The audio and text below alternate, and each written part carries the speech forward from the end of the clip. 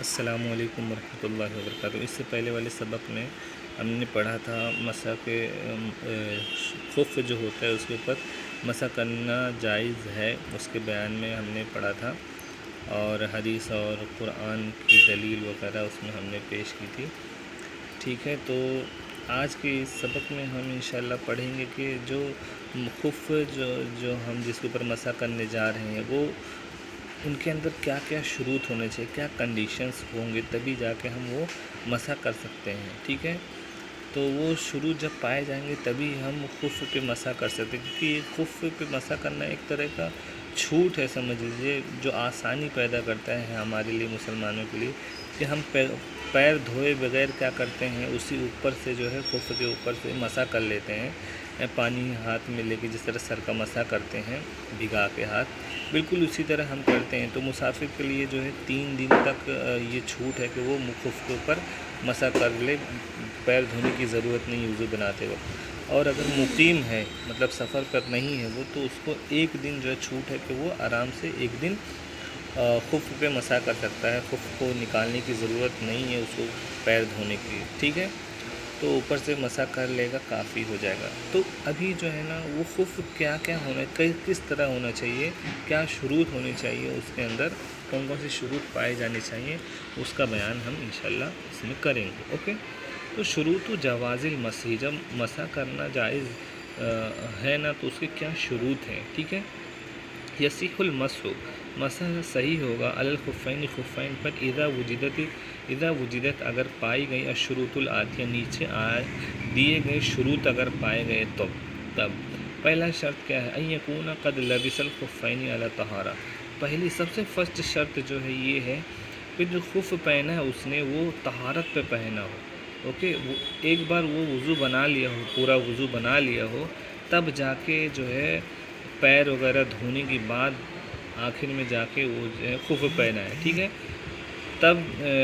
خف پہ بعد میں اگر جو ہے اگر اس کو مسح کرنا ہے تب کر سکتا ہے، لیکن اگر حدث ہو گیا تھا مگر اس نے وضو نہیں بنایا، پہلے ہی پہن لیا خف، تو اس پہ مسح نہیں کر سکتا ہے۔ اوکے، فلو لبس الخفین، تو اگر خف پہن لیا اس نے، بعد غسل الرجلین، دونوں پیروں کو دھونے کے بعد، قبل تمام الوضوء، وضو ختم نہیں ہوا تھا، جیسے بھی مثال کے طور پہ ابھی اس نے وضو شروع کیا، ہاتھ دھویا، چہرہ دھویا، تو اس طرح ترتیب سے اس کو سب سے پہلے کیا کرنا تھا، ہاتھ دھونا تھا، پھر مسح کرنا تھا، پھر پیر دھونا تھا، لیکن اس نے کیا کیا، چہرہ دھونے کے بعد ڈائریکٹ کیا کر دیا، پیر دھو لیا۔ اوکے، تو پیر دھونے کے بعد اس نے پھر خف پہن لیا، تو اب یہاں پہ جو ہے وہ خف پہ مسح کر سکتے ہیں کہ نہیں، تو بولنے کہ کر سکتے ہیں، کیونکہ پھر اس کے بعد جو ہے نا وہ پورا مکمل وضو بنا رہا ہے نا، پیر، کیونکہ ترتیب جو ہے وہ ضروری نہیں ہے وضو بنانے میں، وہ سمجھ رہے ہو نا، ترتیب وضو بنانے میں ضروری نہیں، اگر میں نے ہاتھ دھویا، پھر چہرہ دھویا، پھر پیر دھو لیا ڈائریکٹ، پھر اس کے بعد پھر میں نے پھر مسح کیا،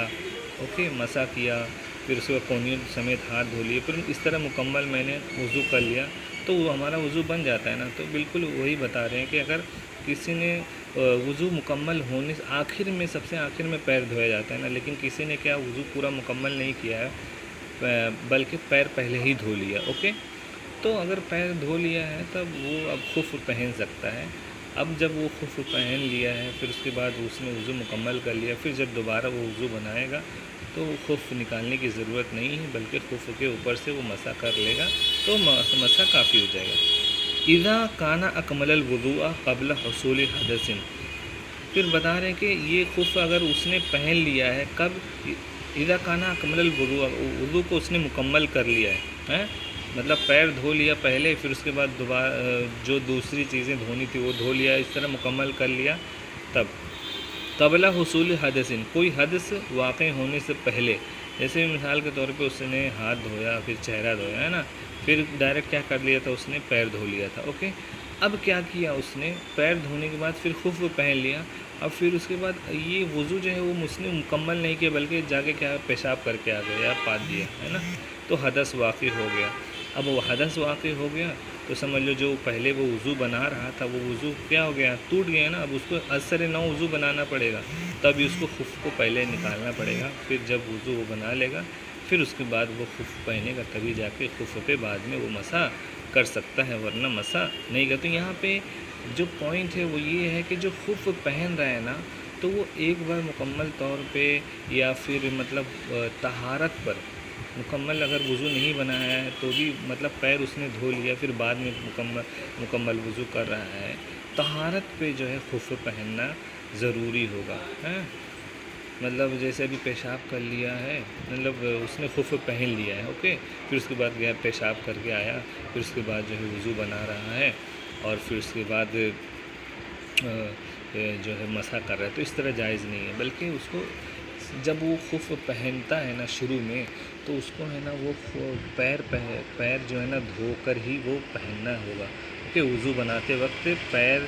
پہلے دھو لے یا بعد میں دھوئے وہ الگ بات ہے، مگر پیر دھونے کے بعد ہی اس کو وہ پہن سکتا ہے، پھر پہن کے وہ مسح کر سکتا ہے، اوکے۔ دوسرا دیکھو، این یکون الخفانی یستران الکعبین، وہ خف جو دونوں ہیں نا، جو پہنا دونوں پیروں میں، وہ اس سے جو ہے نا اس کے ٹخنے جو ہے نا، ٹخنوں کی جو ہڈی ہے نا وہ چھپی ہونی چاہیے، اس سے نیچے نہیں ہونا چاہیے، یعنی چھوٹا خف نہیں ہونا چاہیے، تھوڑا بڑا ہونا چاہیے، اوکے، جو ٹخنے ہیں نا وہ چھپ جانے چاہیے۔ پھر تیسرا جو ہے یکون کل من الخفین، جو دونوں خف جو ان سے پہنے ہیں نا وہ ہونے چاہیے خالی ہونے چاہیے، من خرقن، کیا بولتے ہیں اس کو، چھید سے خالی ہونے چاہیے، چھید مطلب اس میں چھید نہیں ہونا چاہیے، کتنا چھید، قدر ثلاث اصابع، 3 انگلیوں کے برابر چھید نہیں ہونا چاہیے، من اصغر اصابع القدم، کون سی انگلی دیکھنا ہے، کس انگلی کے برابر، 3 انگلی کے برابر دیکھنا ہے، بولیں کہ پیر کی جو سب سے چھوٹی انگلی ہوتی ہے نا، اس انگلی سے 3 انگلی کے برابر چھید نہیں ہونا چاہیے، اگر اتنا چھید پایا جا رہا ہے، مطلب بڑا ہول پایا جا رہا ہے، تب جو ہے اس ایسے خف پہ ہم کو مسح کرنا جائز نہیں ہے، بلکہ ہم کو پیر پورا دھونا پڑے گا خف نکال کے، ٹھیک ہے۔ پھر چوتھا دیکھو، یستمسکا علی الرجلین بدون شد، وہ خف اس طرح ہونے چاہیے کہ جیسے وہ پہنے تو وہ چپک جائے بدن سے، اس کو باندھنے کی ضرورت نہ پڑے، جیسے آج کے زمانے میں ہم جو ہے وہ لگاتے ہیں، ڈوری لگاتے ہیں نا جوتے میں، پھر باندھتے، پھر جا کے وہ چپکتا، ورنہ ہم چلیں گے تو نکل جائے گا نا، تو اس طرح نہیں ہونا چاہیے، بلکہ جیسے پہنے نا وہ خف اسی طرح ہوتا تھا کہ پہنو نا تو وہ چپک جاتا تھا، اس کے ڈوری لگانے کی ضرورت نہیں پڑتی تھی، تو اس طرح ہونا چاہیے۔ ایم نا، پانچویں شرط یہ ہے کہ ایم نا، وہ خف جو ہے وہ منع کرنا چاہیے، وصول الماء الی القدمین، پانی کو قدم تک پہنچنے میں رکاوٹ پیدا کرنے والے ہونے چاہیے، مطلب پانی جو ہے کہیں پہ اگر بہہ رہا ہے یا کہیں بھی پانی اگر گرا ہوا تو وہ پانی جو ہے نا وہ خف کی وجہ سے قدم تک نہ پہنچ سکے، اس کے پیر تک نہ پہنچ سکے، تو مطلب یہ کہ پھٹا ہوا نہیں ہونا چاہیے یا پتلا نہیں ہونا چاہیے، یعنی پانی پاس ہونے والا نہیں رہنا چاہیے، اوکے۔ اور چھٹا دیکھو، ایم کھنا تتابع المشی فیہما، ایسا ہونا چاہیے کہ اس میں جو ہے نا ہم آرام سے چل سکیں، ٹھیک ہے، آرام سے ہم چل سکیں، آرام سے اگر چل نہیں پا رہے ہیں، دقت ہو رہی ہے چلنے میں، تو ایسا جو مطلب خف ہے تو اس پر جو ہے مسح ہم کرنا صحیح نہیں ہوگا، تو ایک دم اچھی کوالٹی کی ہونی چاہیے وہ، ٹھیک ہے، یہ سب شروط اس کے اندر پائے جانے چاہیے، تبھی جا کے ہم خف پہ جو مسح کرنا جو جائز ہے تبھی جائز ہوگا، ورنہ نہیں جائز ہوگا۔ اگر کسی کو کوئی شک ابھی بھی باقی ہے تو وہ مجھ سے پوچھ سکتا ہے۔ السلام علیکم ورحمۃ اللہ وبرکاتہ۔